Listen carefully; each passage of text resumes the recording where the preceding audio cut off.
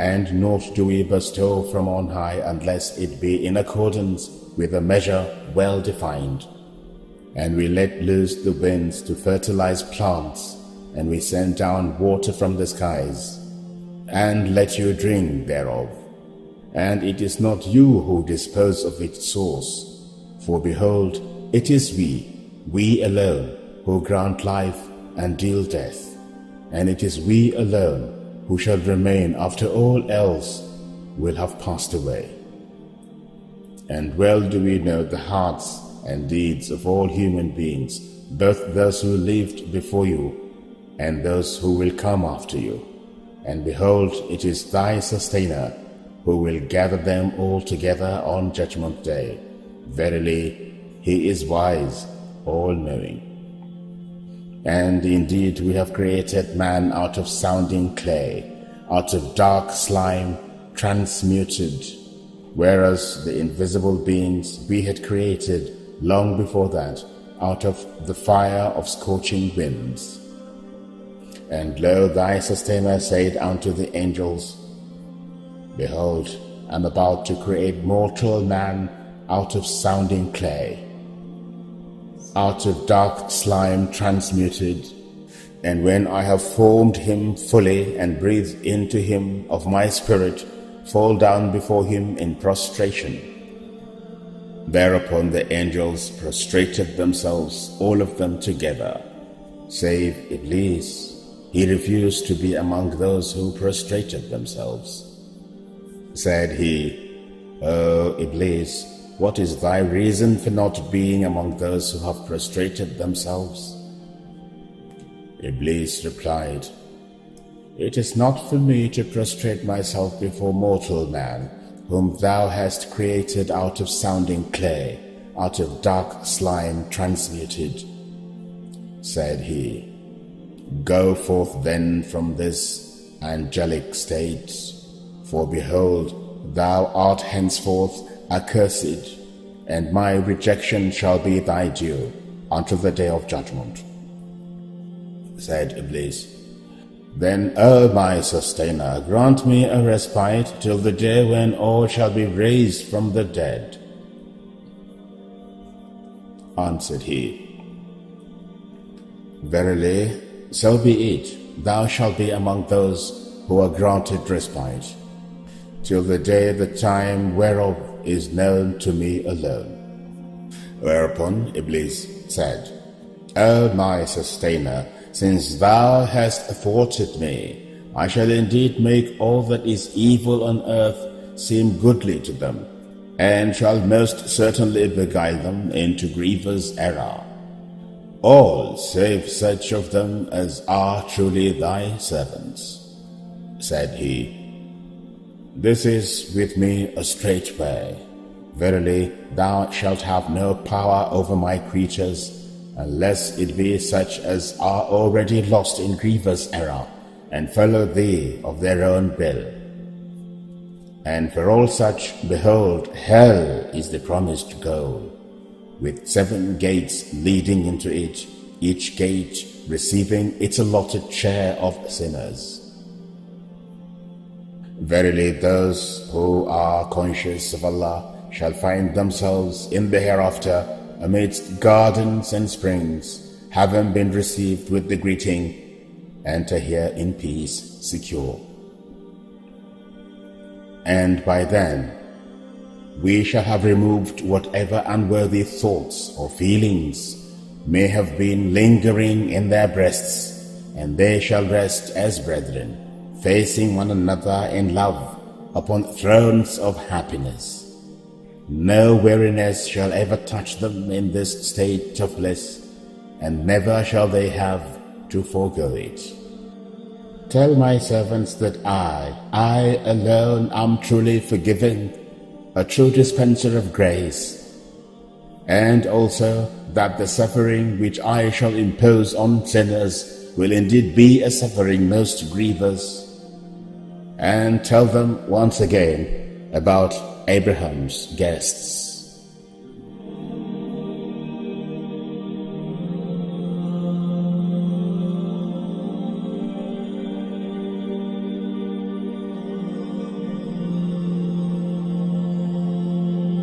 Thank you very much for staying tuned. We are still on to Sahur Live on NTA. That was a recitation there, beautiful one, from Aisha Umma Abubakar Siddiq. And she recited Surah Al-Hijr, that is chapter 15 of the glorious Quran, which was taken from verse 16 to 21. May Allah bless the recitation, and may Allah bless us that also listened to it. So let's go for brief commentary now from the scholars in the house. I'll start from you, Sheikh Tajuddin. Yes, we give thanks to Almighty Allah. Alhamdulillah. The recitation has been a wonderful one. Alhamdulillah. We pray Allah Ta'ala to bless and reward the reciter. Ameen. And all of us who are watching to also listen. And to give us the ability to work with the content and the content of the whole Quran entirely. Inshallah. Among the verses that were read is the history of our origin, the children of Adam alayhi salatu wasalam. No. Where Allah commanded the angels to bow before our grandfather Adam, and they did except Satan, who refused and took a stand of misleading the whole mankind. No. And this is where we are. He's achieving a lot. قال رب بما أغويتني لأزينن لهم في الأرض ولأغوينهم أجمعين إلا عبادك منهم المخلصين قال هذا صراط علي مستقيم إن عبادي ليس لك عليهم سلطان إلا من اتبعك من الغاوين. Now, verses are verses we should try to get its meaning clearer and also to work with the content, because the open clear you don't have enemy greater and bigger than that. And this is his actually stand, and it has been mentioned by Quran, which means that is the real stand. Since Allah has caused him because of our grandfather, he has promised. He has promised to mislead all mankind. And then he mentioned the steps he's going to actually take. One is to adorn and beautify the illegal to the children of Adam. No. That is zina. And that's why today people are pursuing a number of things that actually are not legal. It is the plan and plot of Shaitan. Look, if we take, for instance, fornication, Allah has legalized for man to marry. Why should you go into that? There is no difference between the two. But people will prefer to go for haram. Because he said he's going to adorn, he's going to beautify it for them. Why should you go and drink what will make you to be mentally affected while you have other drinks that are legal for you? Why do you need to go and kill because you want money while it ways for you to get money? Halal sources are there for you. You can see why he said he's going to adorn it, he's going to beautify it, and people will push it. But he too has mentioned a word that is key. Illa ibadaka minhum al-mukhlasin.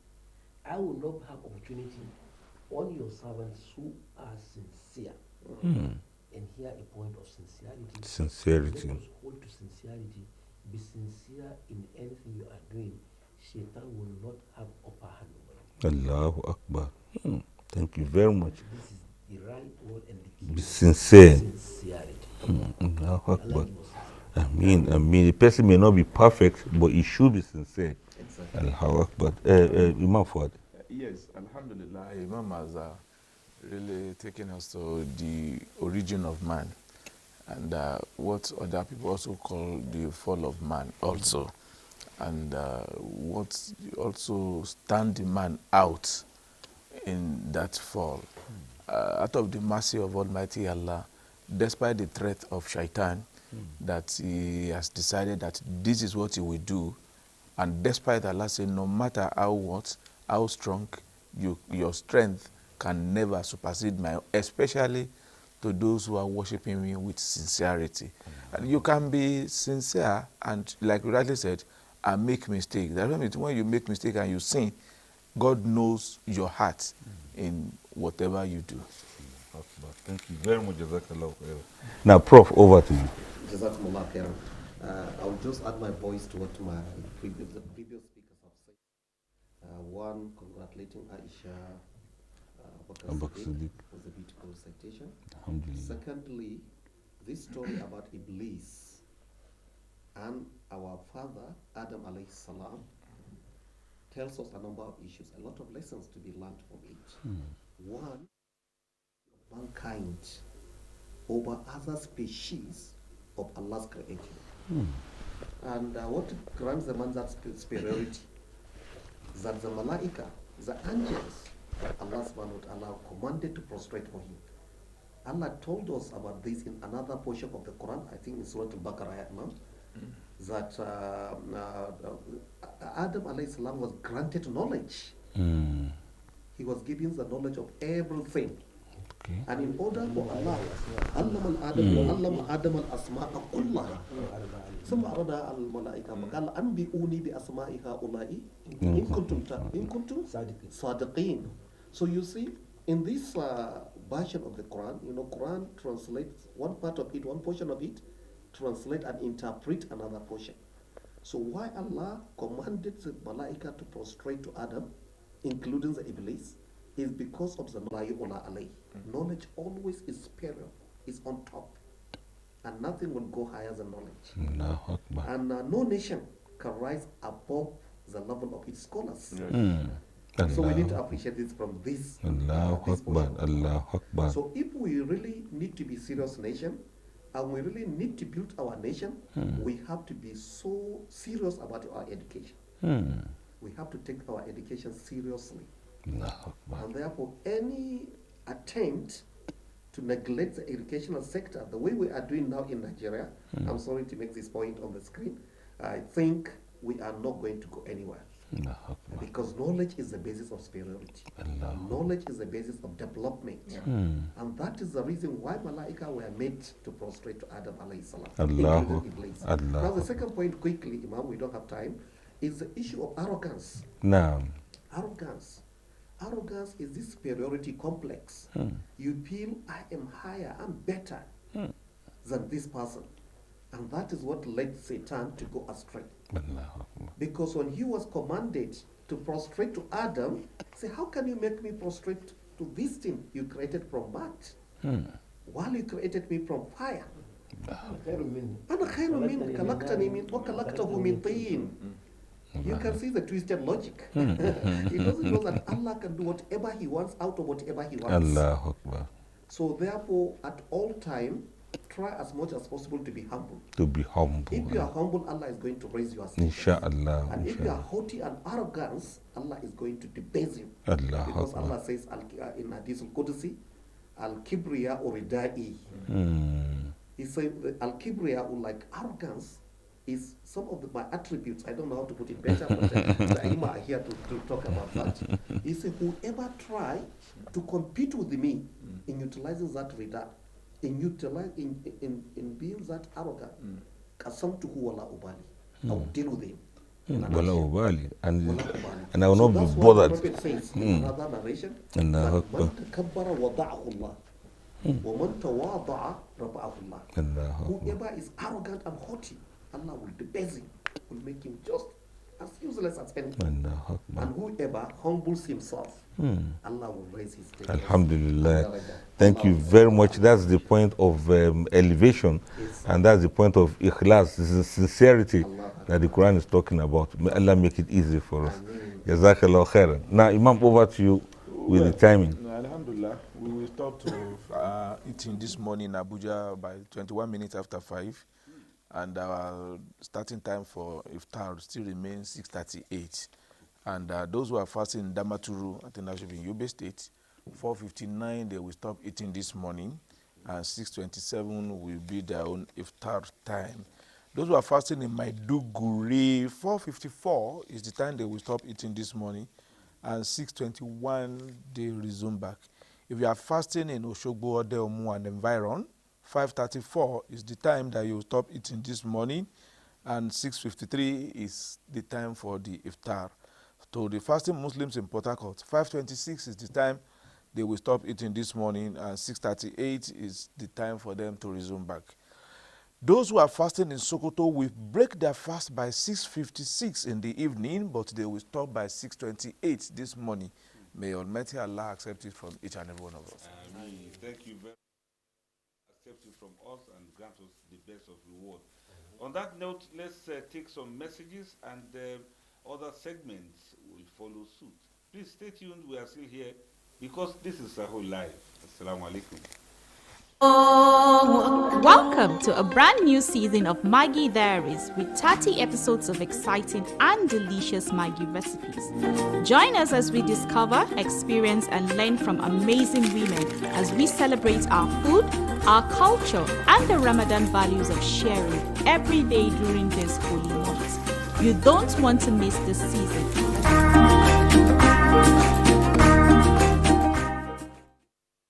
Assalamu alaikum jama'a, barkamu da shigowa shirinmu na Maggie Diaries, shirin da ke kawo mana fasahohin girke-girke a koda yaushe.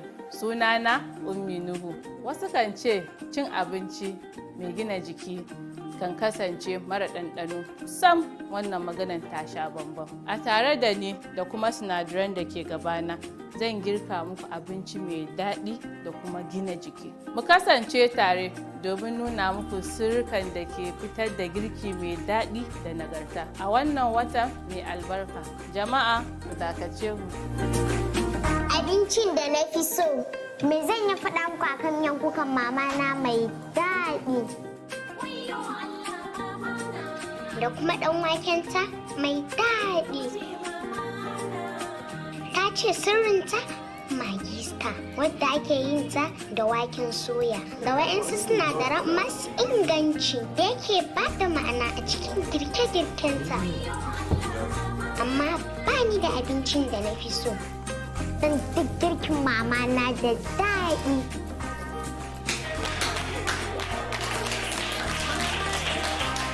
Magi, girki mai inganci.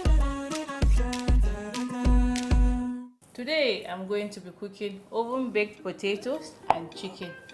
So I'll be using my potatoes, of course. Na yanka shi yankan wedges. Dankali yana da sinadarin gina jiki sosai a cikin shi. Sai kuma ga chicken ina shine protein ɗinmu. Sannan zan yi amfani da garlic da ginger. Shi garlic da ginger shi ma yana da sinadaran da yake kula da lafiyar mutum. Sannan zan yi amfani da spices ina. Sai kuma ga shi nan wannan tsidugu ne da aka murmusa shi, yaji kenan. Za ku iya fara da dunkule mai star ko kuma mai gari, ko kuma za ku iya sa mai garin da ko kuma mai star din, ko kuma yadda ni zan hada yanzu, zan hada guda biyu da dunkulen da kuma mai gari. So zan je in wanke hannuna, kun san yana da kyau a ringa yin tsafta kafin a yi girki. Za mu fara da hada kazanmu, inda za mu yi baking din shi ne. So a cikin wannan baking dish din za mu yi. Kun san kaza yana da daɗi da ɗanɗano kuma. Sai ku wanke kazanku yadda kuka ga na wanke na saboda tsafta. Kuma kaza yana ɗaya daga cikin abubuwan da ke da sinadarin gina jiki a ciki. So yanzu mun zuba kazanmu a cikin oven dish ɗinmu da za mu gasa a ciki. Za mu ɗauko maginmu mai tauraro guda ɗaya da kuma na cikin ɗin. Za mu fasa shi a cikin mu zuba. Gashi nan muna farfasa muna zubawa. Sannan idan na gama zan ɗauko garlic da ginger nan nawa shi ma in dan zuba shi a ciki. Gashi nan muna zubawa. Sai na gama haɗa kazan tukunna, sannan zan haɗa shi dankalin. Sai mu ɗauko yajinmu a ciki mu zuba shi. Kar ku damu, idan muna zubawa za mu juya shi idan mun gama zuba. Sai kuma wannan tattasai attarugu ne da aka jajjaga shi, shi ma za mu zuba. So kar ku ga ina haɗa nawa sinadaran a cikin kazana kafin na ɗora shi kan wuta. Saboda shi wannan girkin ana haɗawa ne kafin a ɗaura shi kan wuta. So za mu ɗan ɗauko man mu kaɗan, mu ɗan yarfa a kai, so da zai riƙe muna yajin da muka sa a kai. Sai kuma wannan spices dai shi ma za mu ɗan barbaɗa kaɗan, guda 3 a ciki. Sai mu jujjuya shi. Gashi nan muna shashafa kaza yadda ko ina za ta ji. Kar ku manta fa dankalinmu na gefe idan mun gama haɗa kazan zan haɗa mana dankalin sai mu ɗaura shi tare da kazan mu sa shi a cikin oven.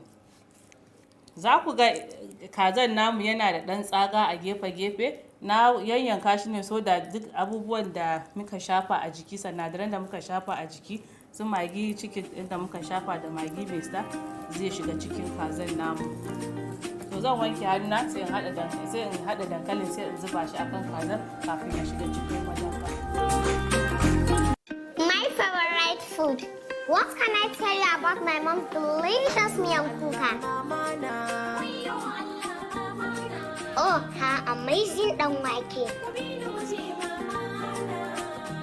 She says her secret is Maggi Star, which is made from soya beans and other ingredients that bring out the best in her recipes. So I don't have a favorite food because everything my mom makes is perfect.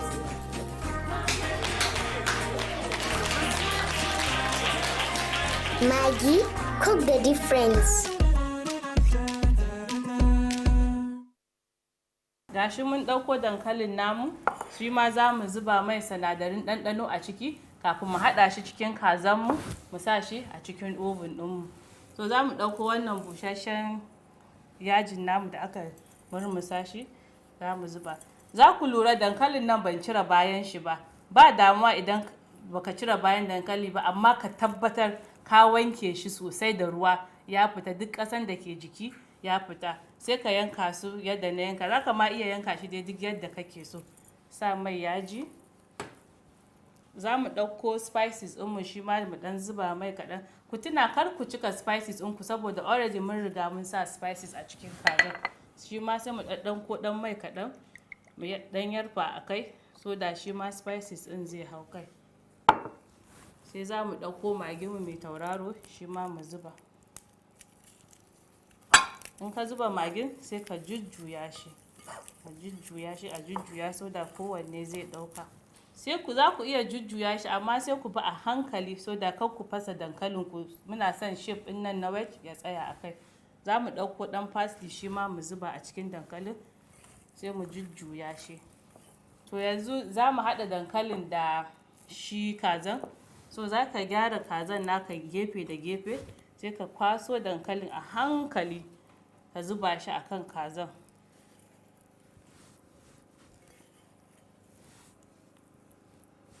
Na san wasunku za ku ce ban yi amfani da albasa ba, kuna da gaskiya, amma dai albasan na ban yanka shi ƙanana ba. Shi albasan a hole ɗin shi zan ɗauko in sa shi a gefe saboda ina son aroma ɗin albasan kawai ya fito, ba wai ina son na riga ganin albasan a ciki bane ba. Ok, so yanzu zan wanke hannuna sai na ɗauki wannan baking dish ɗin da kazana da dankali ke ciki na sa shi a cikin oven. So gashi nan na wanko hannuna, zan ɗauki shi baking dish ɗin gaba ɗaya in kai cikin oven ɗinmu domin gasawa. Kuma zai iya kaiwa zuwa minti 30 ko kuma har in kun ga kazanku da dankali ya nuna.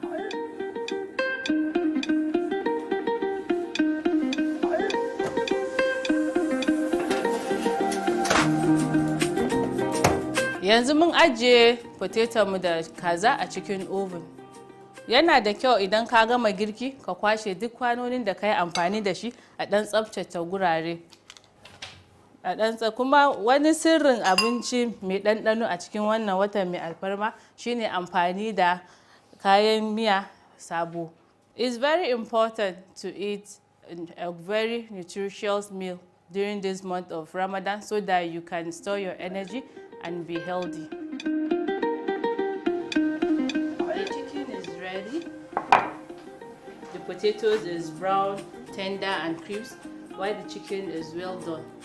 So I'm going to plate my chicken now with potatoes. Kunga dankalin ya dafu, kaza shi ma ya dafu. An fara sa dankalin a gefe. Zan ɗauko kaza. Kunga kazan mu ya riga ya dafu saboda haka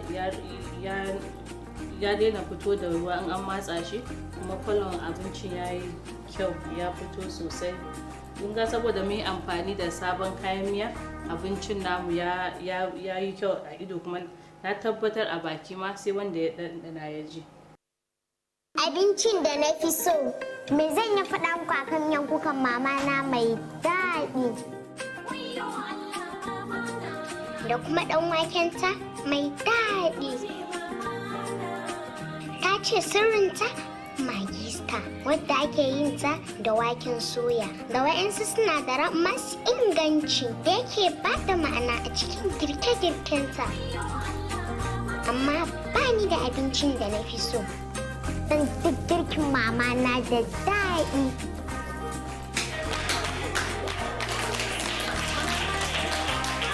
Magi girki mai inganci. We cooked the potatoes and the chicken for 30 minutes. It's not a very hard dish to make. It's very simple. And I'm just going to garnish with greens because they say eat colors, you eat healthy meals. And of course, we all know the secret of this meal is our Maggi star and the Maggi chicken seasoning that we use. It's a wrap for today. Thank you for watching this episode of Maggi Diaries, and I hope you stay healthy during this holy month of Ramadan. Ramadan Mubarak. And with the number on the screen, you can join our WhatsApp chat bot to catch up on all of the episodes of Maggi Diaries this season and to send Ramadan greetings to your friends and family.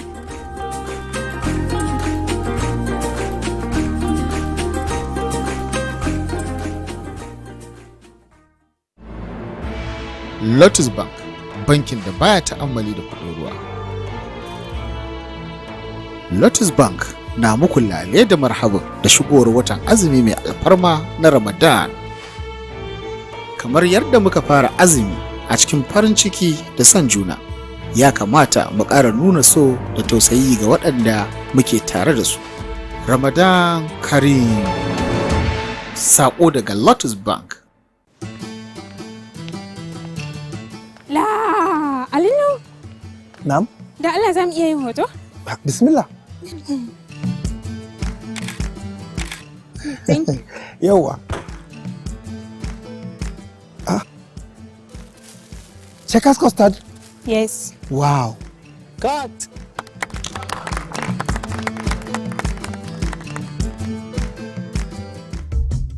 A matsayina na mai sarauta, ina son abubuwa masu inganci.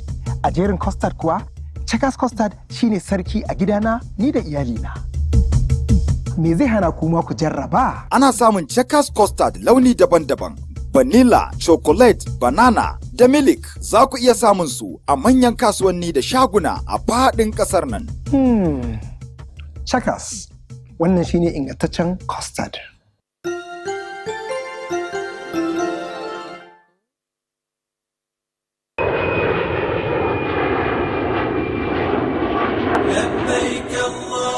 If you desire to fulfill your Hajj obligation but cannot afford to pay at a go, you need not to worry anymore. Jaiz Bank PLC, in collaboration with National Hajj Commission of Nigeria, NACAN, and the State Pilgrims Welfare Boards have jointly introduced Hajj Savings Scheme to help you fulfill your wish. Whether you're a cattle rearer, a farmer, a petty trader, or a parent who wishes to start saving for their children and be getting profit at the same time, this scheme is for you. Visit any of the Jaiz Bank branches or Hajj Commission offices nearest to you to enroll, or go to www.hatchsavings.jaizbankplc.com to register. For further information, contact info@jaizbankplc.com or call the number 070-077-30000. اللهم اجعلنا من عتقاء شهر رمضان. The management of NTA Channel 5 Abuja cordially invites you to the 20th anniversary of Sahur Live on NTA and its second Ramadan lecture. The epoch-making event with the theme Islam and Nation Building comes up under distinguished chairmanship of His Royal Highness Alhaji Dr. Yahaya Abubakar, CFR, the Itsu Nupe and Chairman Niger State Council of Traditional Rulers. The program is scheduled as follows. Date: Saturday, 1st April 2023, equivalent with Ramadan 1444. Venue: NAF Conference Center, Kadu Abuja. Time: 10 a.m. prompt. Special guest of honor: Engineer Shehu Hadi Ahmed, Executive Secretary, FCDA. Guest speakers: First lecture, The Complete Muslim. Speaker: Sheikh Mohammed bin Uthman, Imam Sahaba Mosque, Kundila Kano. Second lecture, The Role of Muslims in Nation Building. Speaker, Sheikh Abdurrahman Hakmat, National Missioner, Ansarudeen Society of Nigeria. Royal Father of the Day, His Royal Highness, Alhaji Idris Musa MFR, Serki Jiwa. Mother of the Day, Hajia Rekia Gambo Iliasu, Director Tertiary Education, Federal Ministry of Education. Chief Host, Malam Salihu Abdul Hamid Dambos, Director General, NTA. You are all cordially invited. Management, Announcer. يا جبار يا الله يا متكبر. Thank you very much for staying tuned. This is still Sahur Live on NTA. And Alhamdulillah, we are grateful to Allah for the grace and the opportunity to witness this month of Ramadan and to do the bit that we are able to do. May Allah accept it all from us in manifold. Yes, we were talking about some aspects of the portion translated and commented on by the scholars of the house. We like them to lay a little more emphasis and to expatiate the aspect of sincerity that we are talking about. Let me start with you, Sheikh Tajudeen. Yes, we thank Almighty Allah. Alhamdulillah. You see, the area of ikhlas, which simply defined as being sincere and sincerity, is key to success in all aspects of life.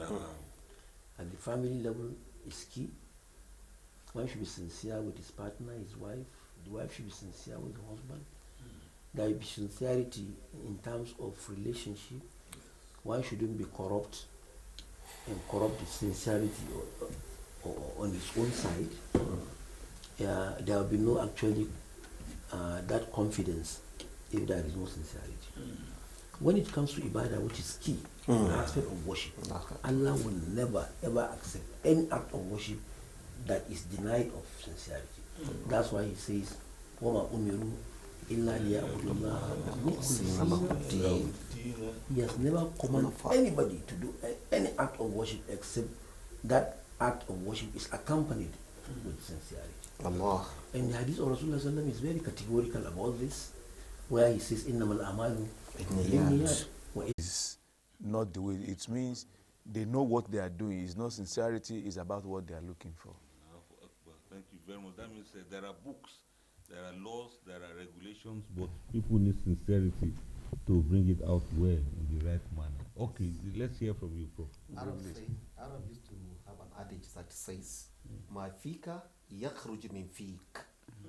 Whatever is in you will manifest from you. It will come out from your mouth. Meaning whatever you do is animated by your intention. So if somebody has a corrupt mind, his action will totally be corrupted. So if you are sincere in your purpose and you are doing things for the sake of Allah subhanahu wa ta'ala, Allah is going to put blessing on it. And it's not the impact of your effort, but rather the quantum of blessings that Allah placed in your action. And that is وَمَا رَمَيْتَ إِذْ رَمَيْتَ وَلَكِنَّ اللَّهَ رَمَى. So if you are sincere in facing your duties, in discharging your assignment, you'll be successful. Because the success lies with Allah subhanahu wa ta'ala, and He grants it only to the mukhlisin, those who have sincerity of purpose in their activities. Now, a quick point to make here is that how do we attain the ikhlas? It's very important. I have a practical tip for this. The way you get ikhlas is to go back to that hadith Jibril. Akibirni an al-ihsan. Say, anta abudallaha ka annaka tarahu, fa in lam takun tarahu fa innahu yarak. At all point in time, have this kind of feeling of the presence of Allah the Almighty. That Allah, like I'm seeing Allah. You know, if let's say the president and commander-in-chief of the armed forces, or even the president-elect, invited you to do an assignment before him, and he's there watching you, you know, you will do it to the best of your ability, to the highest perfection level, so that he will really appreciate you and maybe give you an appointment. So at all time when you are doing any action, assume that Allah is there watching you. Just try to visualize that this is Allah, I'm seeing him in my front. Now if you cannot see him, then put it at the back of your mind, but innahu yaraka, he is watching you. So that's what to give you a class in a simple term. Because one of the righteous predecessors was asked, what is the secret behind the level of fear of Allah that manifests in your salat? The kushu. We translate fear of Allah. He said, well, because when I entered prayer, I visualize that Allah is there, is in my frontage. Where I'm doing sujood, that I'm looking, I'm seeing Allah there. Then at my back, I'm visualizing that death is trying to overtake me. It's just waiting for me to say Assalamu alaikum, and that will be the last prayer I'm going to do. And that's why the Prophet used to say, Sallu salatal muwadda'i. You pray like the prayer of somebody who is now bidding farewell to the world. He said, on my right, I used to visualize that there's Jannah. On my left, the hell. And beneath my feet is the Sirat. I'm standing on the Sirat. So I enter Salat with this kind of visual mindset. And that would give me a class.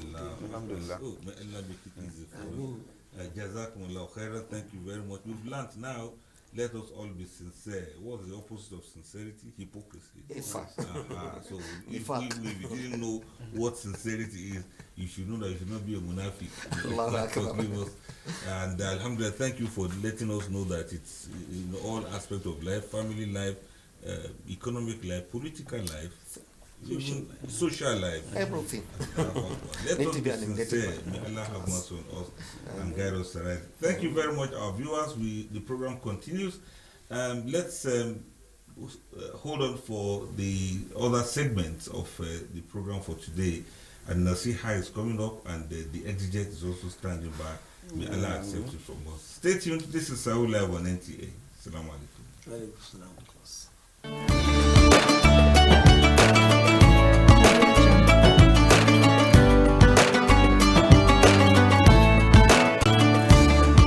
أعوذ بالله السميع العليم من الشيطان الرجيم بسم الله الرحمن الرحيم الحمد لله وحده وصلى الله على سيدنا محمد وعلى آله وصحابته أجمعين أما بعد السلام عليكم ورحمة الله وبركاته.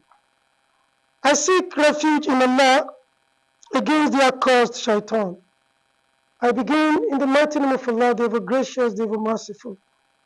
All praise is due to Allah. We thank Him. We seek His forgiveness. We ask Allah to continue to bless our teacher Muhammad sallallahu alaihi wasallam, to bless members of His worthy household, His courageous companions, and to bless all those who will courageously follow their footsteps till the day of accounting. Good morning and welcome to Sahur Live. Welcome to the month of mercy, the month of blessing, the month of forgiveness, the month of connection with Allah, the month of Quran, a glorious month, the like of which Allah has not created. This morning we are going to look at the rights of a Muslim over himself. These rights are just two that I know. The right of a Muslim as a human being over himself, and the right of a Muslim as a Muslim over himself. As a human being, he has the right to establish his superiority on earth, and therefore not to worship himself or others. When a Muslim worships himself or others, he automatically worships shaitan.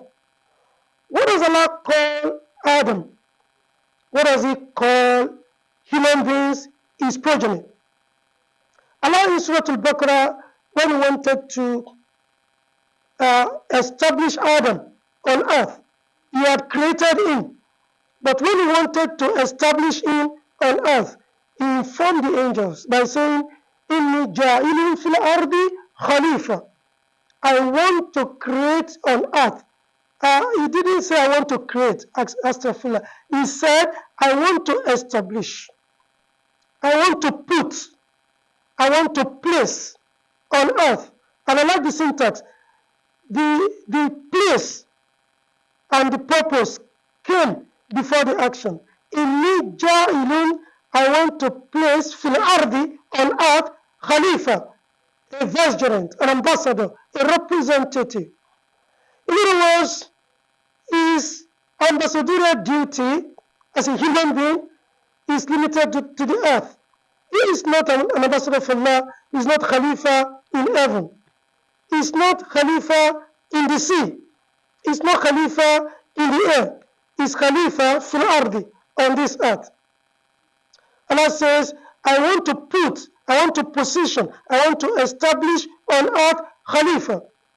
If Adam was the Khalifa of Allah on earth, automatically his children will be Khalifa on earth too.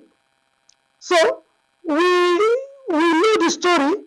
The angels virtually protested أتجعل فيها من يفسد فيها ويسفك الدماء ونحن نسبح بحمدك ونقدس لك. You want to place there on this earth one who will shed blood, we will commit atrocities, we will be corrupt, and we praise you, we celebrate you. And Allah told them, I know what you don't know. So automatically too, human beings are vicegerents of Allah on earth. The last ayah of Surah Al-An'am, Allah says, وَهُوَ الَّذِي جَعَلَكُمْ خَلَائِفَ الْأَرْضِ وَرَفَعَ بَعْضَكُمْ فَوْقَ بَعْضٍ دَرَجَاتٍ لِيَبْلُوَكُمْ فِي مَا آتَاكُمْ إِنَّ رَبَّكَ سَرِيعُ الْعِقَابِ وَإِنَّهُ لَغَفُورٌ رَحِيمٌ. It is Allah who has placed you here. He has made you here his vicegerent on earth.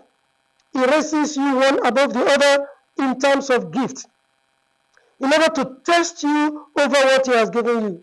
Surely, your Lord is swift in punishment, but is also forgiving, merciful. So this is the first right that you have over yourself as a human being.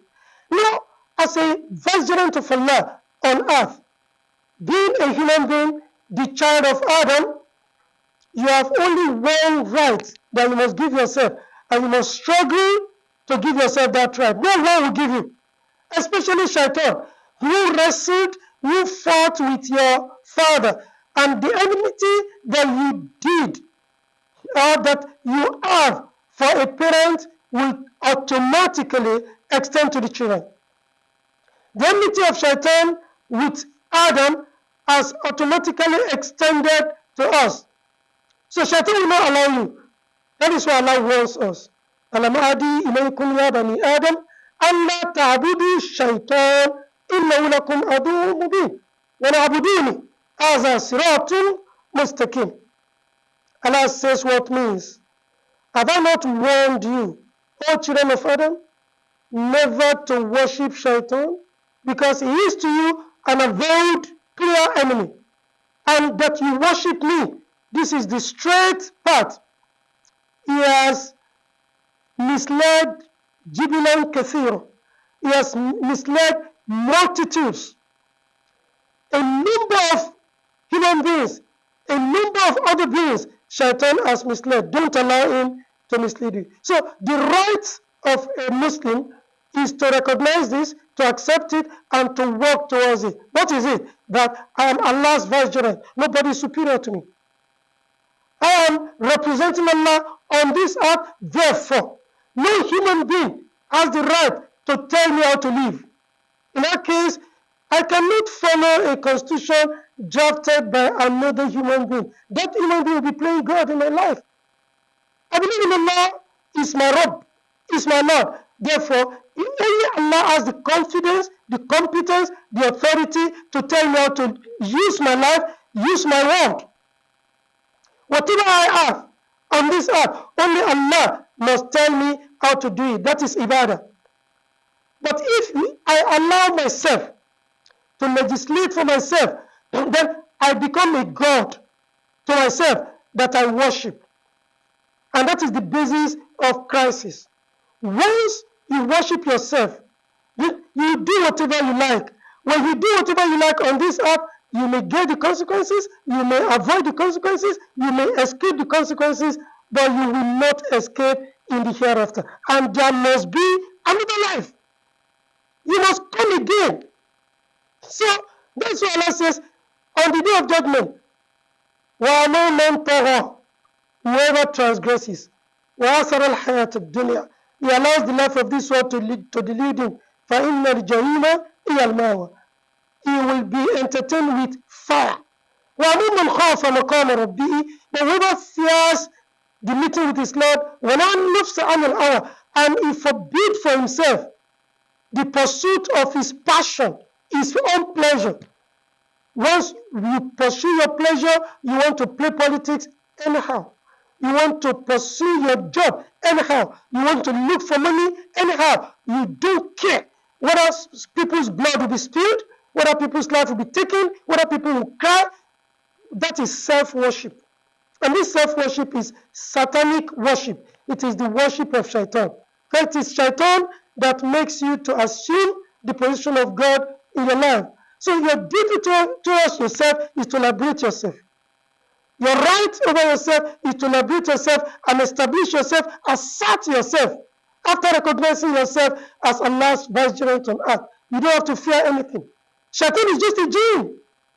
And a jinn is inferior to a man. He is fire, you are water. Water quenches fire.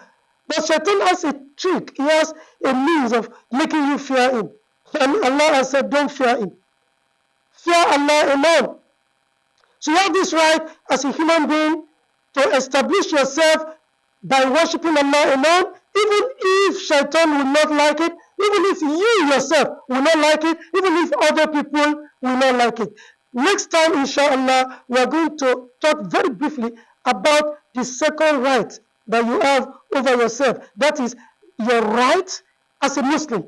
Your right as a human being is that you establish yourself as Allah's vicegerent and you worship no other. When you do so, you create paradise on earth.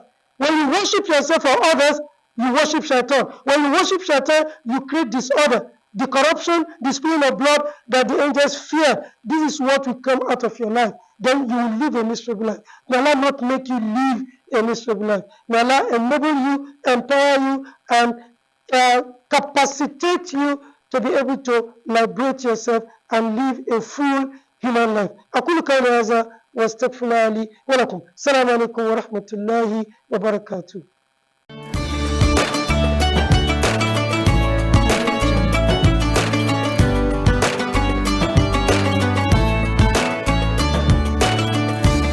Lotus Bank, your dynamic bank, brings you warm greetings this holy month of Ramadan.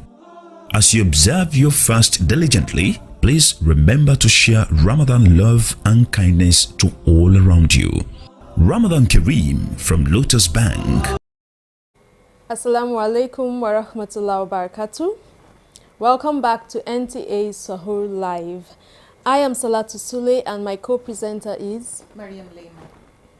Previously on the Human Development Series on NTA Sahur Live, we talked about the importance of conflict in marriage, the need for introspection in healing those deep cracks that we sometimes find in our marriages. We also talked about conflict being very healthy in marriages. Sister Salatu, the last time we had this discussion, you must have ruffled some feathers because you talked about conflict and you said it's good to quarrel. Yes, I said please quarrel. Yes, I think you provoked a lot of people that day. I don't want them to think us to be troublemakers. Are you sure we are not? They're not supposed to know that. No, seriously, when I said please quarrel, I meant it. And I know some people will be wondering, why would you ask people to please quarrel when you're talking about trying to heal cracks in marriages? I know we went into an explanation a bit, but what you need to underline is conflict is good, the quarreling is good if you know how to do it the right way. Absolutely. It's knowing how to fight. But we'll talk more about that. All I ask is stay with us till the end of the series, and then you will understand why we say conflict is good. Then you may choose to disagree, but I think most people will understand completely. Absolutely. I think what's important, though, is to understand the state of your marriage. What is your state of mind and how do you view your marriage? So what is the state of your marriage? For some, they see their marriage like a war zone. Sister Salatu and I over the years have counseled people who have been married. And when you hear how they describe their marriage, you hear some would say she's very heartless or he's very ruthless. He doesn't have any patience, and they use words that are very, very hurtful when they describe, or you can tell there's so much pain in them. They describe their own spouse to be so antagonistic, very malicious, and you can't believe that this is their spouse. So we describe the state of mind of this person, that they see their marriage as a war zone. They are in that fight mode. They give no space at all, no mercy. There's no generosity, no compassion in the marriage. They go for blood when they fight. They go for the jugular. And they make sure they don't show their weaknesses either. They make sure that if they are hurt, they don't show it, so that their spouse does not use their weaknesses against them either. So what is your state of mind? So one is looking at your marriage like a war zone. Another one could be seeing the marriage like politics, where you're playing politics. There is a struggle for power and influence, where there's also game playing. Unfortunately, this game playing can truly be a dangerous game. Some people even use intimacy as a way of playing games. You give or you take back to get or win certain things. So you can give or take away or hold back just to get your way, or to hold back something from giving or being able to get or win favors. Also, you play games like sweet talking. You tell your spouse certain things to make them feel good because you actually have something you want to gain. A hidden agenda, exactly. Another thing too, when you are in that mode of politics, is you start to have factions. You can have the kids take sides. They are in your camp or your spouse's camp. Relatives also take sides. In-laws, friends, they pick sides, unfortunately. This is when you are in that mode of politics. Another frame of mind or state of mind that you may have towards your marriage is you see your marriage like a hotel. Seeing your marriage like a hotel is that you give something, but you're not fully committed to it. So you are not 100% committed to your marriage. You go elsewhere as you please. You come when you want. So you are almost more committed to things on the outside than you are committed to your marriage. You are not showing full loyalty or fidelity to the marriage. You come and go as you please. You don't give 100%. You hold back. And so that is another way where you see the marriage and your state of mind as if the marriage is like a hotel. Yeah. Another frame of mind is when people see the marriage as though it's a prison. This is where one or both people feel trapped. They feel they have no choice in the marriage. They don't have that sense of independence. Yet they desperately want to get out, but they feel stuck. That's where this feeling of being in prison comes from. They stay in the marriage anyway, maybe because of the kids, because of the status, because of the family. You know, like families are so tightly connected that they are thinking, how can we break up this marriage? Or you stay in the marriage because you have this ideal of what your marriage ought to be like. And you're not getting it anyway, but you say, I never imagined that I would be divorced. So you are torn between wanting to get out and staying in. Then you feel like you're in prison. And you're miserable in the meantime. And you're miserable, very miserable. The other way people see the marriage is when they see it as though it's a roundabout with no exit. Exactly. So that's when you know, you ask someone, so how's marriage? And the person says, oh, it's just there. You know, you are just there. The marriage is just there. Empty. Unlike the person who may want to get out or the person who may be fighting, you are not even fighting. You've reached the point where you say, you know what, this is what it is. I'm not going to try. I won't try to put anything into it. I won't hope to get anything out of it. I won't even make the effort to get up and leave. They basically just exist. You are just existing. You are probably not even quarreling or arguing about anything. You are not planning about anything. You and your spouse are kind of like roommates. That's right. You are not strongly connected, but you are going to try and not kill each other. So that's why we call that, it's a roundabout. You just keep going round, no improvement, no development. Now the positive mind frame when it comes to the state of your marriage. It's where you see your marriage as though it's a garden and you and your spouse are gardeners, or you see your marriage like a team sport and you and your spouse are teammates on the same side, fighting for the same things, wanting to score a goal and wanting to lift each other up. And you have a mutual goal. You have a mutual goal. Yes. You have supporters of your team and they are there cheering you on. You are gaining from the marriage as much as you are giving to the marriage. There's mutual commitment between you and your spouse to this marriage. The marriage is growing, you are growing in it, you are guarding it, you are protecting it. And I think the key word there is you are both happy and you are both hopeful about it. Now, when you look at the states of marriage that we've discussed, the hotel, the roundabout, the war zone, the campaign, the prison, and then this one of the garden, or call it the team sport. What's the state of your marriage? Which of these states is it closer to? Why is it important to answer this question? Because it affects how you would handle the cracks. Your frame of mind actually determines how you're going to respond to conflict. That's what will determine whether when we say conflict is healthy, we are talking about you, or when we say conflict is healthy, then we definitely don't mean you. It really boils down to the question of your state of mind. Once you've identified the state of mind, you've got to step back. You absolutely have to step back. We know your marriage is probably at that nasty level. It's reached the stage where you've probably threatened divorce or you've talked about it. And we know that probably physical harm has been done, trust has been destroyed, words have been said that you cannot swallow, and things have been done that you can't undo. What we are asking now is just press pause and take a step back. And if you wake up tomorrow and find somehow the problems have been solved, how would you behave towards your spouse? If you find out that somehow the past has been erased and the problems you used to have never occurred, how would you treat your spouse?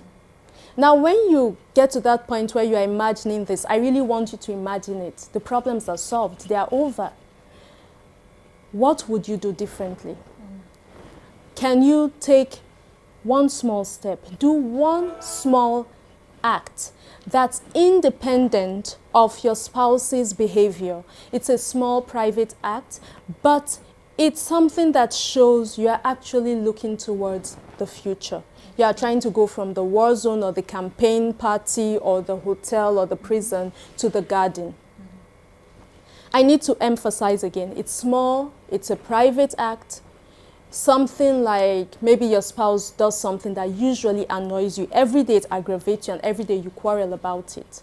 But because you've decided to take a step back, on this particular day, today, this day, you choose not to be aggravated. You choose to say, okay, no problem. Or usually your spouse will try to get you interested in something, and because you're in that frame of mind where it's a war zone or it's a hotel, you don't show interest, but you deliberately show interest. Now, I know this is, for some people, this is like kind of hard to take in. When we come back, inshallah, in the next episode, Mariam will go into how to go about this, what to do to make sure you are not endangering your safety or your peace of mind in your attempt to try and seal the cracks. Thank you so much for listening. We hope you will join us on our next episode, inshallah, on the Human Development Series on NTA Sahur Live. From Salatu Sule, it's Assalamu Alaikum and have a blessed day. Ramadan Mubarak. From me, Mariam Lemo, may Allah accept our ibadah, inshallah. We'll see you next time. Assalamu alaikum.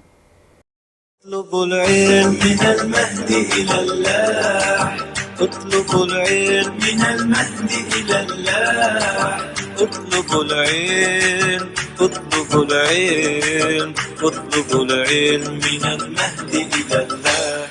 From the cradle to the grave, seek knowledge, seek knowledge, seek knowledge, seek knowledge. الشيطان الرجيم بسم الله الرحمن الرحيم قل أطيعوا الله والرسول فإن تولوا فإن الله لا يحب الكافرين. That is verse number 32 of Al Imran that we are still discussing. We took part of it yesterday. Say, obey Allah and His Messenger. But if they turn away, Allah does not love those who reject faith. Your loved one in the life of the world errs, commits mistakes, has wrong assumptions. He may be right this time and be wrong another. But Allah commits no mistake. Allah is always right. The one you love in the world, when you commit mistake of anything to them, any misunderstanding may arise, and they will forget completely your kindness and sacrifices to them, as if you have not done anything. But to Allah, where you commit any mistake, He relents towards you. He pardons you, as if you have not done any wrong.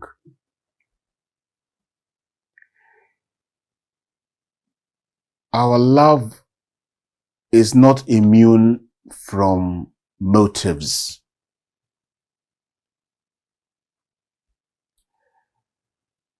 You love your father for a reason.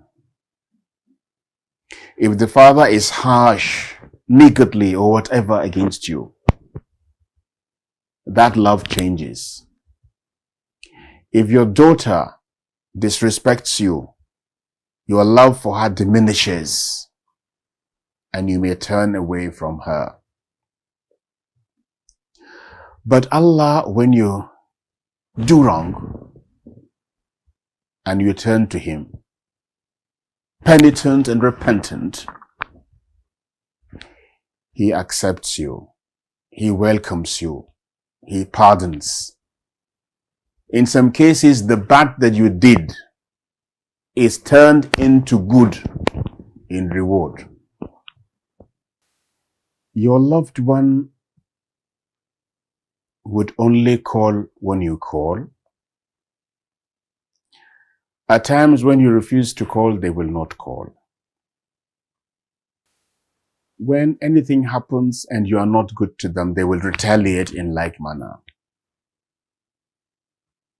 It's only when you visit that they visit, and so on. So our love is not devoid of motives. Our love one to another is a means to an end. There is something that is keeping the love.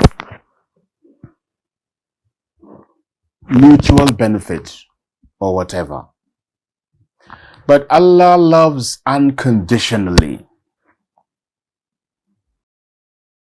You mean nothing to Him, but He loves you. He loves you because you obey. Not that there is any benefit that will come to you, to Allah. You cannot benefit Allah in any way, in anything. When He loves and grants you something, it's not because He is afraid of any harm that will come to Him from you. He offers, He gives, He grants because He loves you, and that duty, that obedience that you have done towards Him. And at times, even in sin, He relents and forgives if there is that intention from you and regret of what has happened in the past, and you are ready to make amends. If you remember Him, He remembers you. Unlike the world, if you don't call, I will not call you. If you do not visit me, I will not visit you. But Allah says, إِذَا ذَكَرْتَنِي ذَكَرْتُكَ وَإِذَا نَسِيتَنِي ذَكَرْتُكَ. Oh, my servant, if you remember me, I remember you. If you forget to remember me, I remember you. Only Allah can do that. And there is nothing like His love. Getting the approval of human beings is impossible. For one to love you, at times they put you under surveillance, they test you, they try you to see whether you are worthy of their love or not, whether you are sincere or not. Allah's love is unconditional. He loves, He gives, He forgives. Your only part to attain that love is obedience. Once you obey, and that obedience, the benefit of the obedience comes back to you. If you avoid alcohol in obedience to Allah, what does that benefit Allah? It benefits you. You protect your life. You will not be drunk and drive your car and kill yourself because of that intoxication. Your wealth is preserved because you will not spend it uselessly on alcohol. If you avoid promiscuity, for example, what does that benefit Allah? You protect your health, your honor, and your lineage. Nothing goes to Him. The benefit is to you. And by doing that, you earn His love, you earn His bless, and you earn His mercy. So obedience to Allah and obedience to His messenger is what you bring to the table to earn the love of Allah. When we meet tomorrow, we shall start a very long discussion on those that obeyed Allah and the messages that He sent to them, the families that Allah has honored because of their service and obedience to Him, the family that Allah has honored and made leaders of all the people of the world because He has chosen them, because He has anointed them. The family of Imran, where you have the mother of Maryam, Mary, alayhi salam. I wonder if that story is captured in any other scripture. The mother of Mary is mentioned in great detail in the Quran. Mary, the mother of Jesus Christ. And we shall see wonders how Allah has explained the beginning of that lineage, of that honored family, until the birth of Jesus and the message that He brought to the world. Assalamu alaikum wa rahmatullahi wa barakatuh. اطلبوا العلم من المهد إلى اللاح اطلبوا العلم من المهد إلى اللاح اطلبوا العلم اطلبوا العلم اطلبوا العلم من المهد إلى اللاح. From the cradle to the grave, seek knowledge, seek knowledge, seek knowledge, seek knowledge.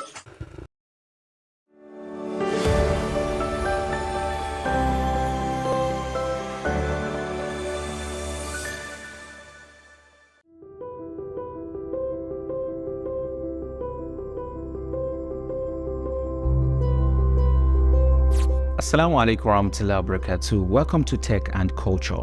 This is a show where we discuss how technology is impacting Islamic culture, especially in a negative way.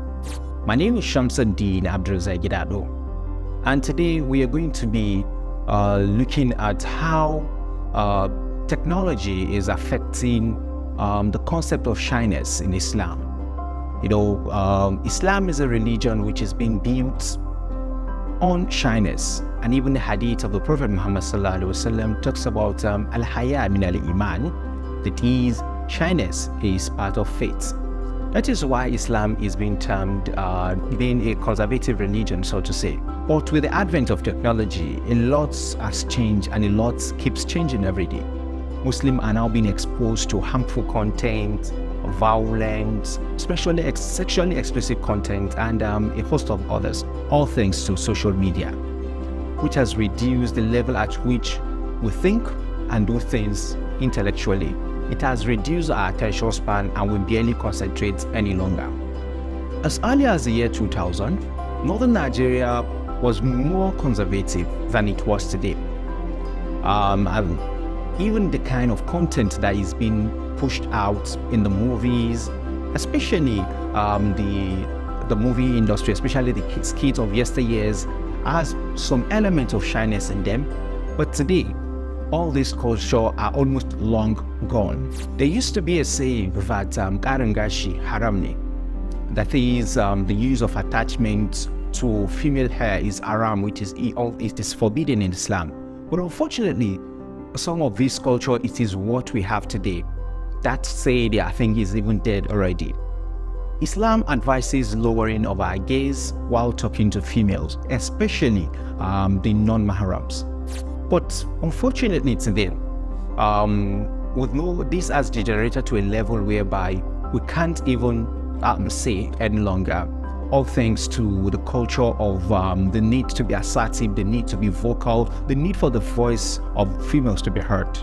TikTok is one powerful tool that is depleting the level of shyness, especially among Muslim women in northern Nigeria. This is something that is a sorry state for us. But we believe at iMedia Digital Hub that with concerted effort from leaders of Muslim communities, these Islamic cultures can be revived. In our own humble way, at iMedia Digital Hub, we've had and created content on Islamic cartoons, Islamic histories like history of Sayyidina Umar and the tafsir of Professor Isa Ali Bantani. And you yourself, you also can, in your own little way, invest more in creating content that will be beneficial. This way, you are preserving the heritage of the Muslims and what the Muslim culture is for the generation yet unborn. So you can subscribe to our platform at iMedia Digital Hub on YouTube so you can have access to more of this content. Many thanks for watching today's episode of Tech and Culture. We hope that this is beneficial to you, and we pray that may Allah ease our affairs and help us to revive the Islamic culture. My name is Shamsuddin Abdul Zagidado. Kindly like and share and subscribe to our platform if you're watching from our YouTube channels. Assalamu alaikum wa rahmatullahi wa barakatuh.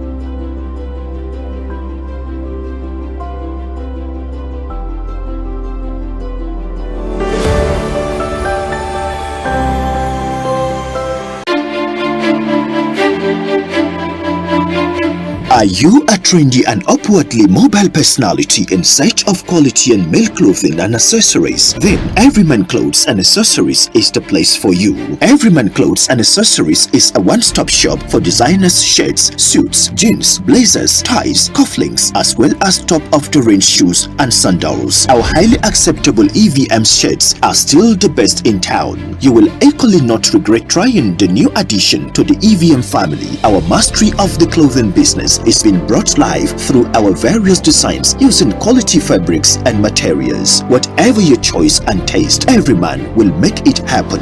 Visit us today at Suite 3, second floor, Maydebino Plaza, Michaelopa Hotel, Wuse Zone 5, Abuja. You can also reach us on 081-3410-7609 or 081-8793-4364. Email everymanevm@gmail.com. Instagram at everymanclothes. Website www.everymanclothes.com. If it is men clothes and accessories, we stock it.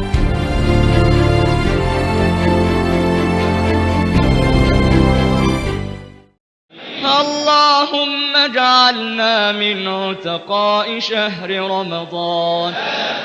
The management of NTA Channel 5 Abuja cordially invites you to the 20th anniversary of Sahur Live on NTA and its second Ramadan lecture.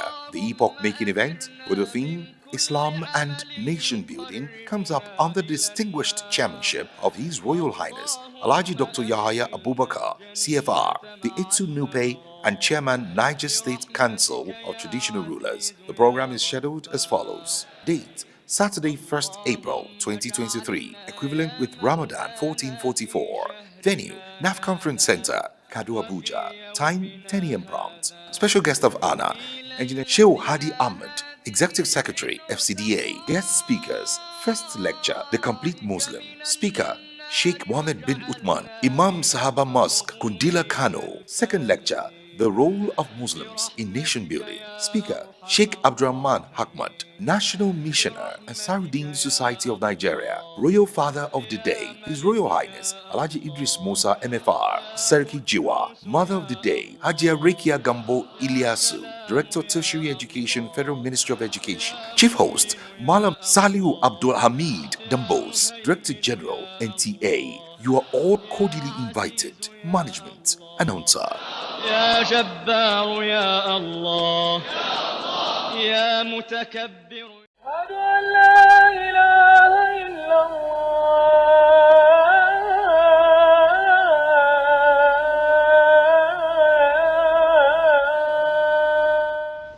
أعوذ بالله من الشيطان الرجيم بسم الله الرحمن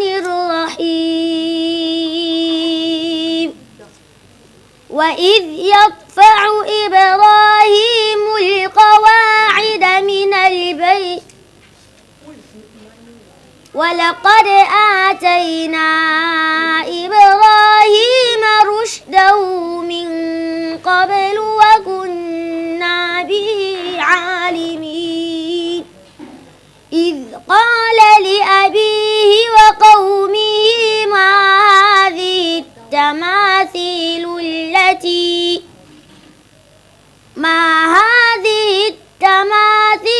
التي أنتم لها عاكفون قالوا وجدنا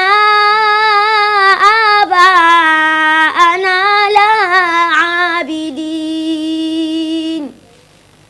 قال لقد كنتم أنتم وآباؤكم في ضلال مبين قالوا أجئتنا بالحق أم أنت من اللاعبين قال بل ربكم رب السماوات والأرض الذي فطرهن وأنا على ذلكم من الشاهدين وتالله لأكيدن أصنامكم بعد أن تولوا مدبرين فجعلهم جذاذا إلا كبيرا لهم لعلهم إليه يرجعون قالوا من فعل هذا بآلهتنا إنه لمن الظالمين قالوا سمعنا فتى يذكرهم يقال له إبراهيم قالوا فأتوا به على أعين الناس لعلهم يشهدون قالوا أأنت فعلت هذا بآلهتنا يا إبراهيم قال بل فعله كبيرهم هذا فاسألوهم إن كانوا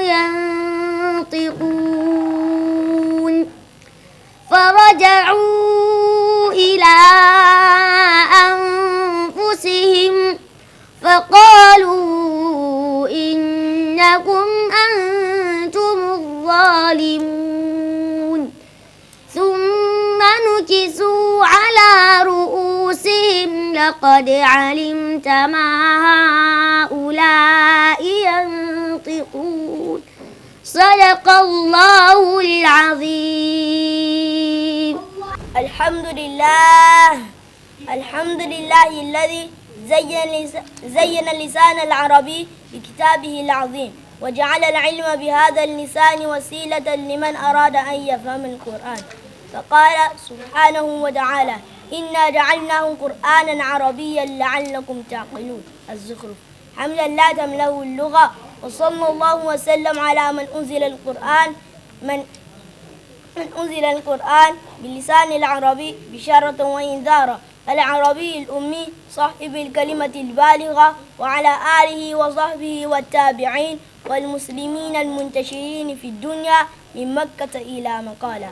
أما بعد، فيا أيها الإخوة، حظيت اللغة العربية بشرف عظيم إذ تنزل بها الكتاب الكريم، كتاب رب العالمين، على الرسول الخاتم محمد صلى الله عليه وسلم، الذي مكان الله عز وجل منها أن يتمكن، وصحابة الكريم وسلف الأمة رضوان الله عليهم على النهج ذاته في العناية باللغة العربية تكريما وعناية وتشريفا.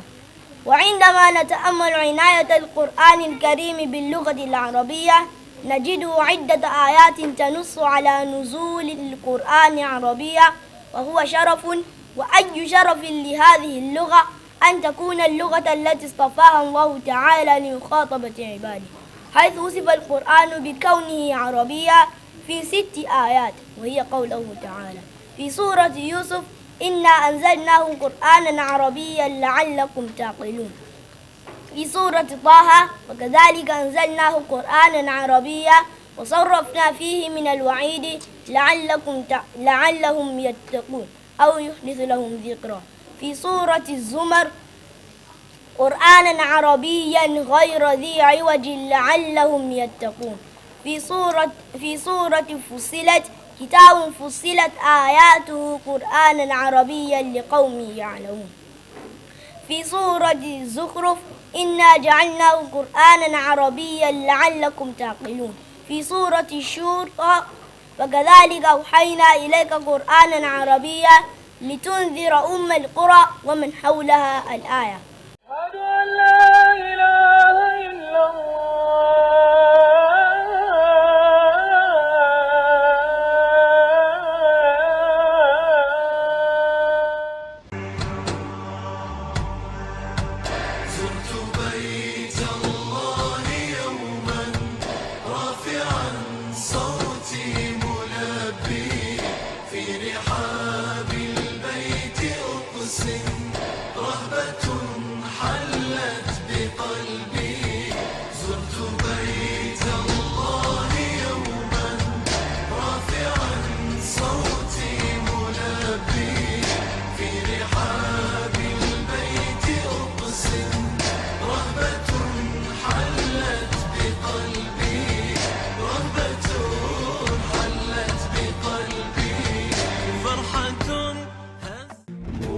Comorel Travels, Best Nigerian Company, winner of the Award of Excellence for providing exceptional Hajj and Umrah services, and for being the best performing tour operator to both domestic and international markets.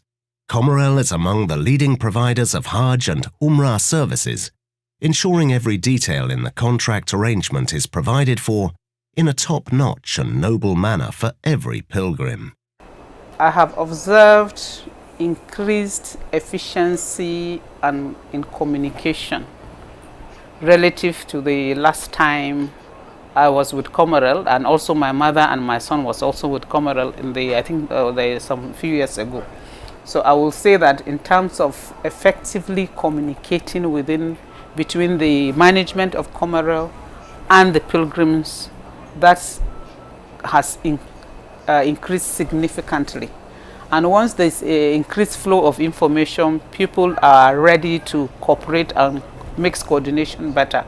That is one. Number two, the quality, the general quality of the service has also been upped. And when I say general quality of the service, I mean the attention, the response, the preparation, and even the accommodation. In terms of the transportation, the organization was seamless. We moved. We didn't waste time. I recall maybe the last time I was with Comorel, we waited longer trying to get more pilgrims come on board at the right time and all of that. But this time around, like I observed, we just spent a few 5-10 minutes and everybody was on the bus and we're off.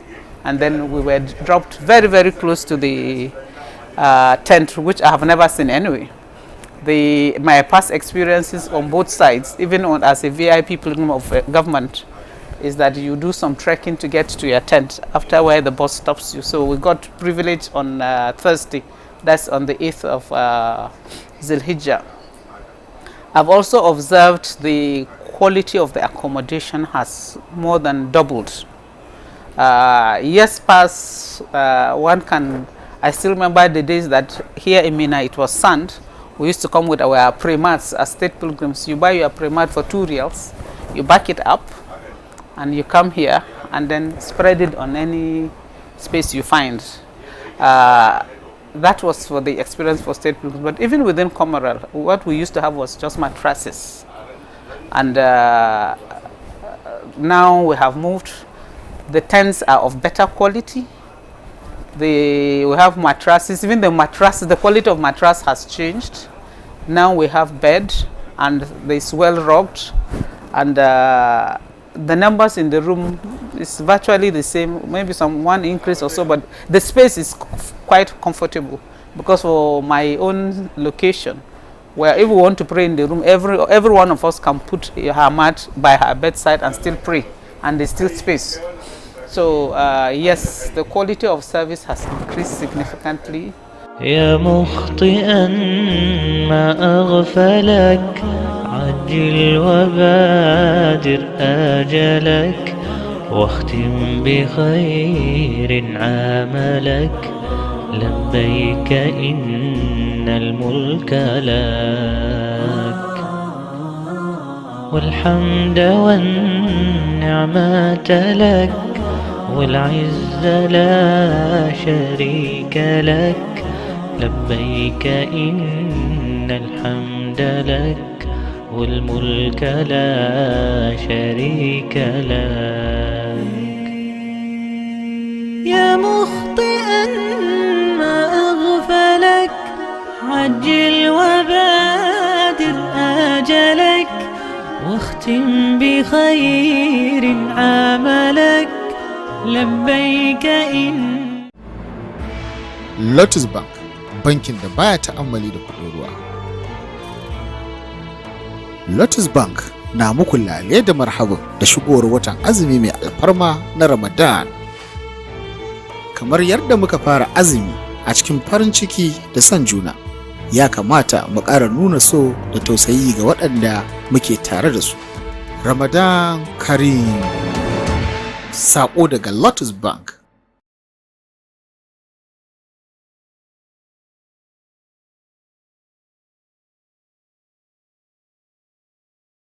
Foliage Academy Lugbe Abuja, a fully integrated education institution with a mission to discover, unleash and fully develop the potentials in the heart, mind and body of your child. Operating the Nigerian curriculum infused with Islamic knowledge, every child at Foliage Academy is specifically tutored to be a problem solver. Our teaching staff are highly trained and motivated to bring out the best in every child. Our classes are Crèche, Arabic Speaking Router 1 to 3, Primary Year 1 to 6, and Junior Secondary Year 7 to 9. We are Darussalam Hifz program, especially designed to teach full Quran memorization, spoken Arabic, and it also includes full boarding and junior secondary school education. Also offer Quran memorization, professional training in software coding, professional karate training, weekend Tafis classes and efficient school bus service. Register your child with us as admission is ongoing. Our address is plot 990 CRD Amak Layout behind Lugbe Plaza after Hausa Market, FHA Estate Lugbe, Abuja, or visit our annex campus at plot 566 Real 1 Lukman Street behind FIRS Office Katampe Extension Abuja.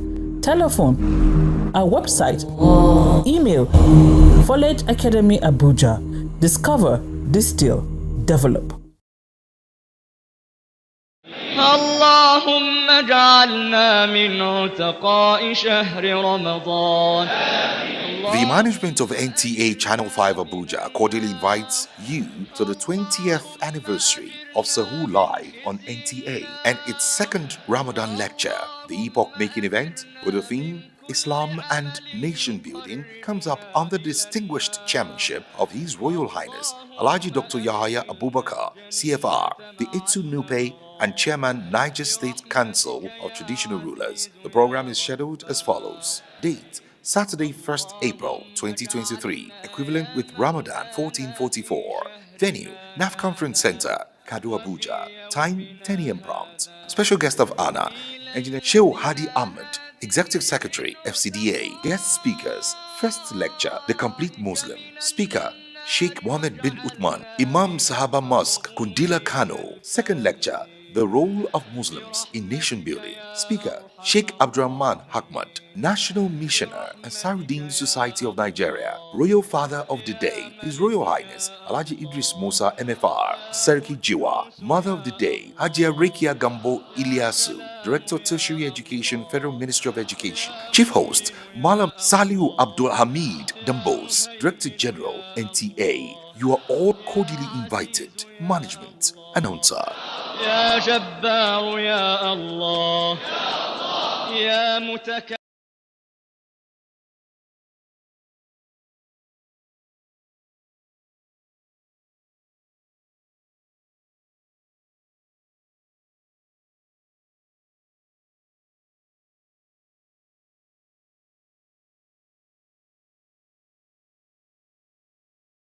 Taking us on the Nasiha segment, and we also learned from the exeget Sheikh Abubakar Siddiq, and we also took some presentations from the children. Alhamdulillah Rabbil Alameen, may Almighty Allah continue to support and sustain us.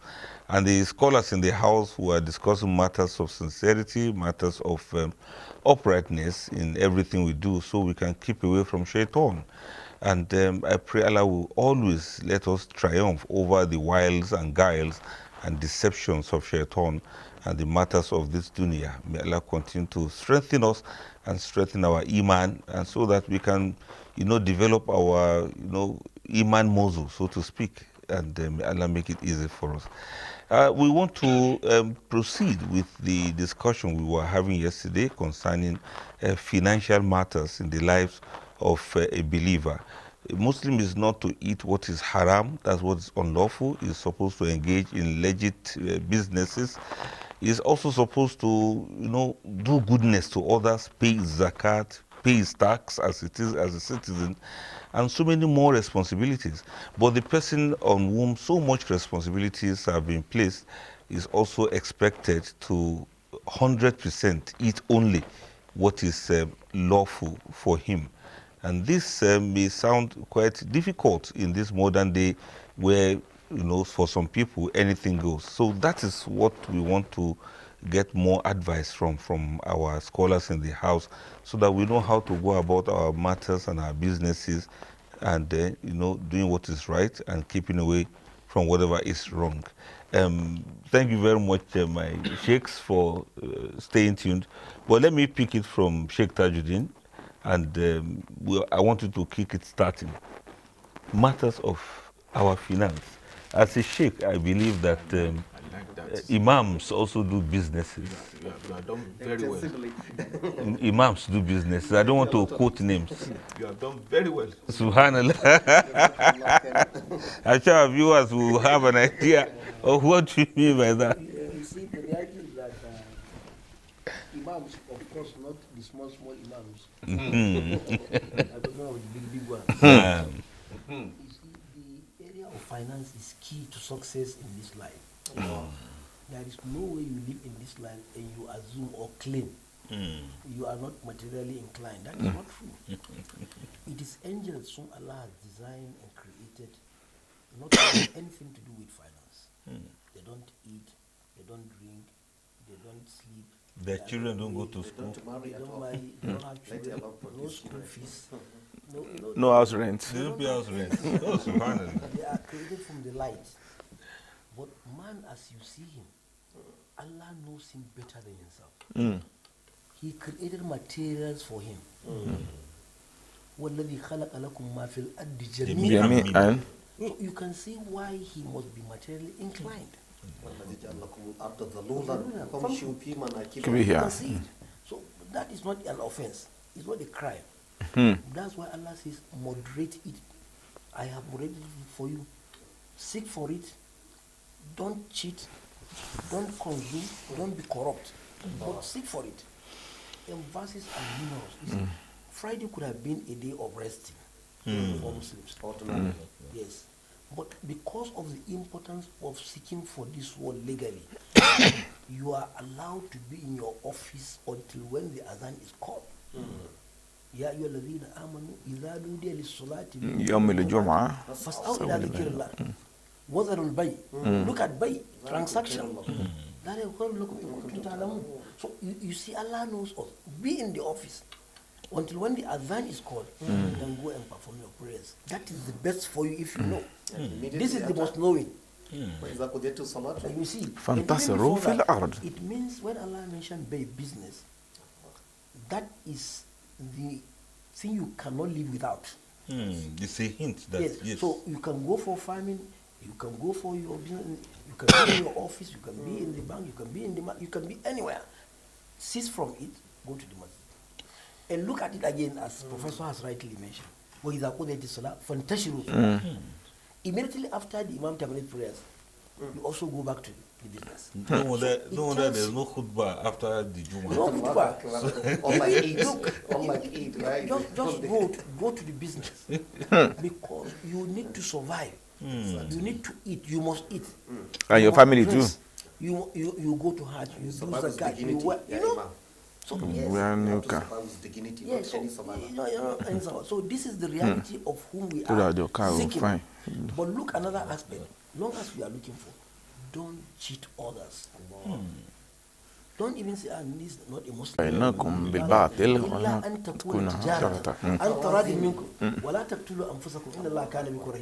Allah is making analogy of consumption of somebody's well with killing a soul.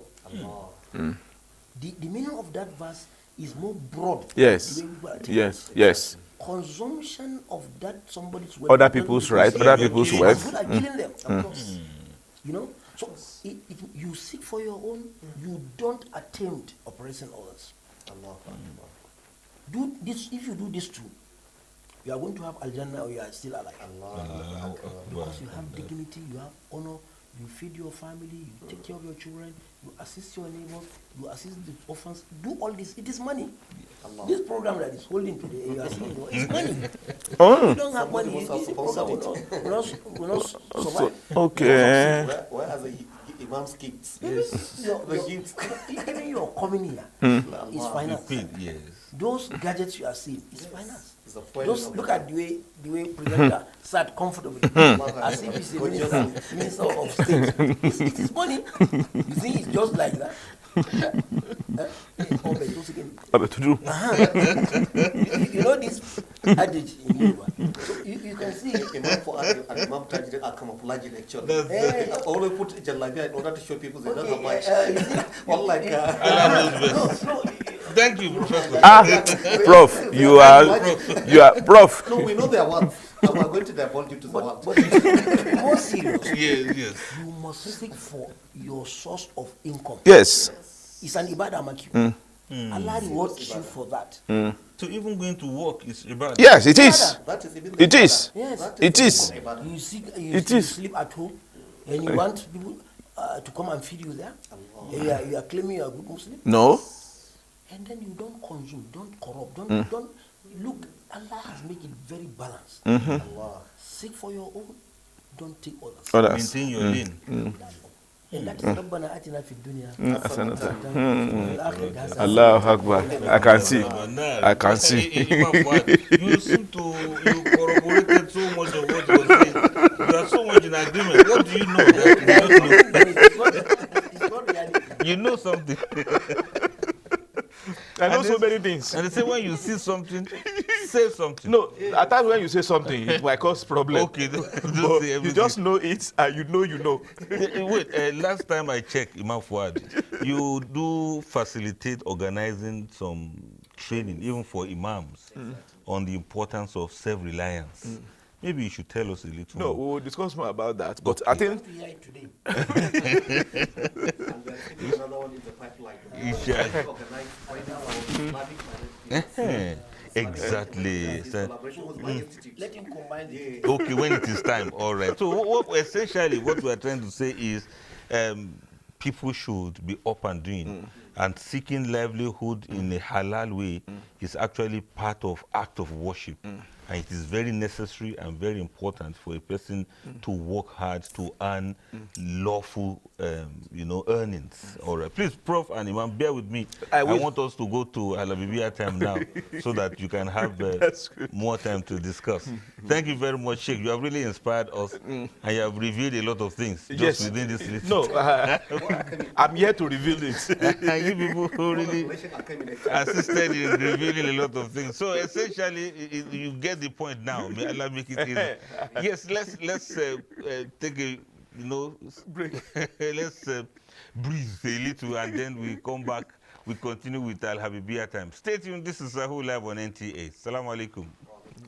وإلهكم إله واحد لا إله إلا هو الرحمن الرحيم.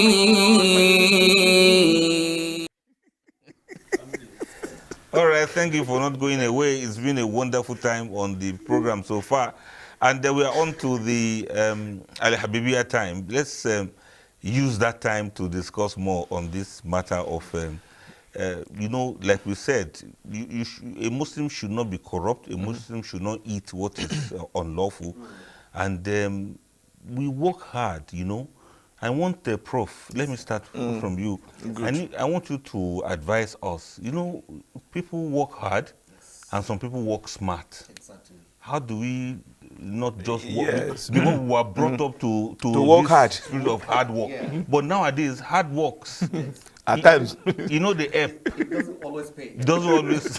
You need to work smart. Like some people, that when Imam knows how to work smart, and even just ordinary jalabia will show that this smartness. Allah knows best. People don't know the difference. Yes, so in real life, it's not an ordinary jalabia. Yes, you see. Because it Prof. It costs more than the what. Allahu Akbar. This Prof is original Prof.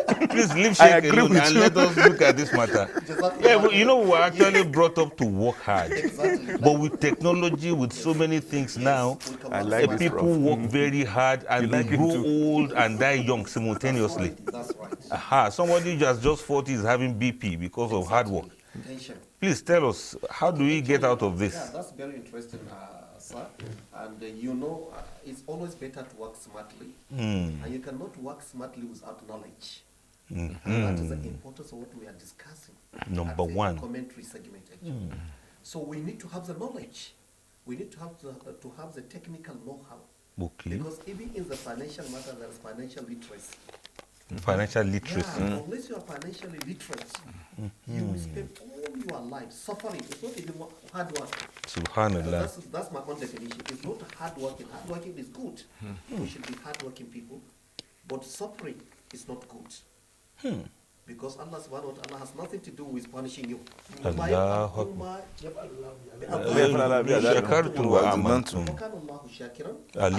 You see, there is a story behind this verse. There is one man known as Abu Israel. This man made a vow, made a vow, promise to Allah that Allah subhanahu wa ta'ala that he is not going to sit. Look at the punishment. He is not going to take refuge under a shade. He will stand in the sun. He is not going to eat in the daytime. He will be fasting, standing under the sun. And the prophet was passing so a man, really suffering. He thought he was working hard in order to earn the pleasure of Allah subhanahu wa ta'ala. Then he said, who is this man? They said, that was Abu Israel, ya Rasulullah. That's Abu Israel. He's a very hardworking man. He promised Allah that he will never sit in the daytime. Ta'abudan lillah, because he wanted to fear Allah and worship Allah. He also promised he will never break his fast. Every day of his life. You keep fasting. He will be fasting because he's a hardworking man. And he promised he will not go and hide under a shade. He wants to be exposed to the sun heat so that he felt the torment, the chastisement. Will make Allah to reward him more. And not only that, so that he fear the hell. If you cannot survive the sun heat, what more of the hell? Then the Prophet told the Sahaba, go back and tell Abu Israel, let him go and take refuge under a shade. Let him go and sit and lie down and rest. Because ma yaf'alullahu bi adhabikum. Why should you suffer yourself? It's not hard working to expose yourself to suffering, to hardship. Allah doesn't like hardship. And in Sharia, the number one issue that we detest is hardship. Al-mushaqqa tajlibu taysir is a popular Sharia maxim, jurisprudential maxim. Wherever hardship is there must be a relief. And that's why at the end of Surah Alam Nashra, how do you call it? فَإِنَّ مَعَ الْيُسْرِ فَإِنَّ مَعَ الْعُسْرِ يُسْرًا إِنَّ مَعَ الْعُسْرِ يُسْرًا. The exegetes, they have a very beautiful analysis under this. You see, in Arabic, Alif Lam is definite article. Al-Usr, the hardship. Then Yusran is indefinite article. Yeah. So the hardship, when you put definite article, is a non-hardship. Against any non-hardship, there are two reliefs. Because Allah said in the verse was repeated twice. Yes. Inna ma'al usr Yusr. The non-usr, the non-hardship, there is a relief, which is unknown. It's only known to Allah subhanahu wa ta'ala because of its quantum, because of its weight, because of its breadth, and because of its depth. There is a relief. Then he repeated with the same that hardship we were talking in the previous verse, there's yet another relief, not the previous relief. And that's why the ulama, the jurists, they coin a maxim saying that لَنْ يَغْلِبَ الْأُسْرُ يُسْرَيْنِ صحيح يا إبا لَنْ يَغْلِبَ الْأُسْرُ يُسْرَيْنِ. Hardship, a single hardship cannot overpower, cannot overwhelm two reliefs. The reliefs that are only even known to Allah subhanahu wa ta'ala. So whenever you see hardship, there's relief. So brothers and sisters, you don't have any reason whatsoever to expose yourself to unnecessary hardship. You can work smart with fintechs. You can work smart with all these digital devices. You can do whatever in order to gain the material benefit of this world. It's necessary. It's necessary. Like we made a point yesterday, it is meant even for the Muslim. Yes, to enjoy. So go and reclaim what is yours. It is yours. Reclaim it back to you. The only proviso is, like the Imam was saying, it has to be in ethical way. Yes, has to be halal. So that ethical component, not even halal alone. There are a lot of etiquettes, and this what to form part of the ethical issues under Islamic finance. Inshallah. So don't cheat. Don't lie, don't deceive, don't do 419, don't Yahoo, don't scheme somebody out, don't Ponzi. Even to be so much profiteering is from that. Excessive profiteering. There's a term, I think you mentioned it, financial education. Well, we have all been saying it. If you are a religious leader, let me lower it down to that level, because the religious leader people think they don't work. And it's in their system for them to assume they don't need to work. In Islam, we do not have an institution called clergy. Yes. So in other words now, some imams, I think they've divided